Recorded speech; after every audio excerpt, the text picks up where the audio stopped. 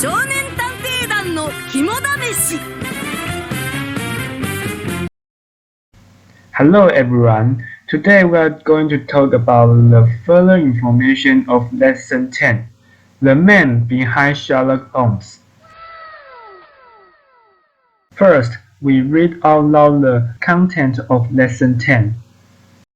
Sherlock Holmes, a brilliant detective with a keen eye for detail, is known as one of the most popular fictional characters of all time.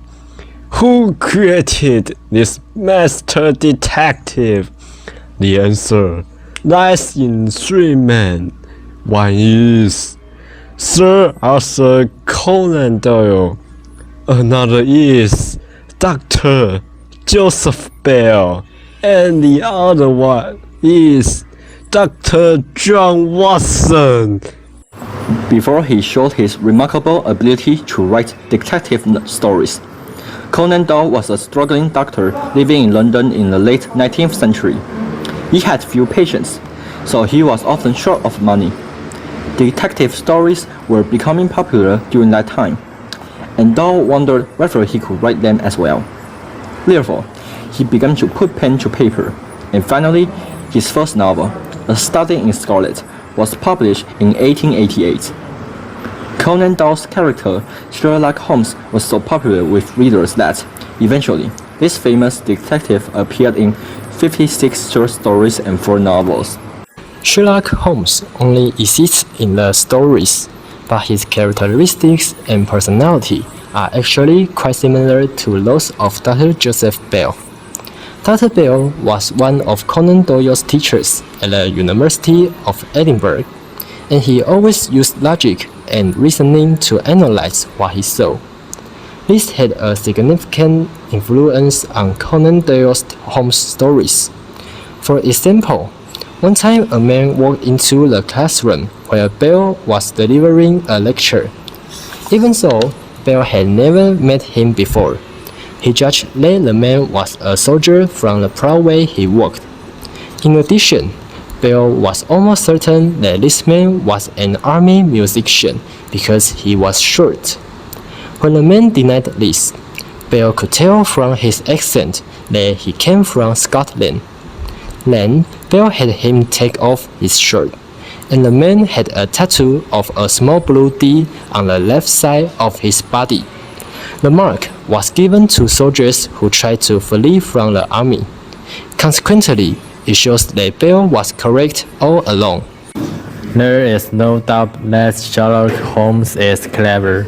More importantly, he carefully observed people and used reasoning to solve mysteries, just like what Bell did with the soldier above.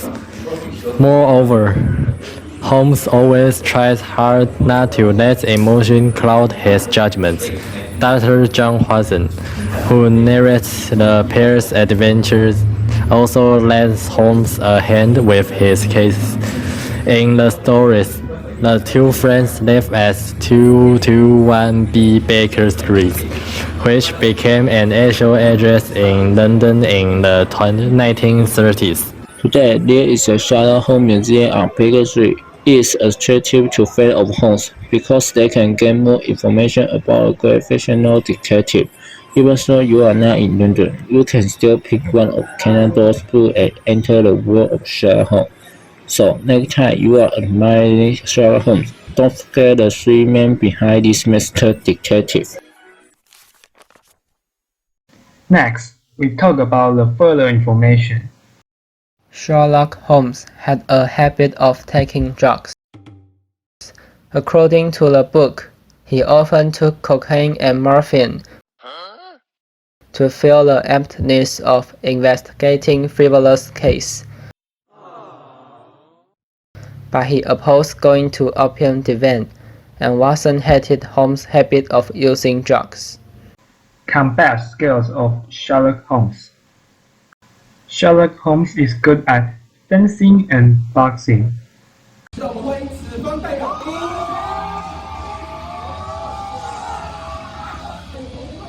Sherlock Holmes.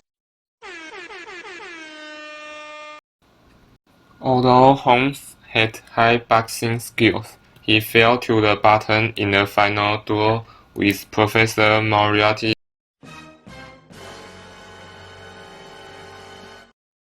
because the opponent used a twist to prevent him from using boxing.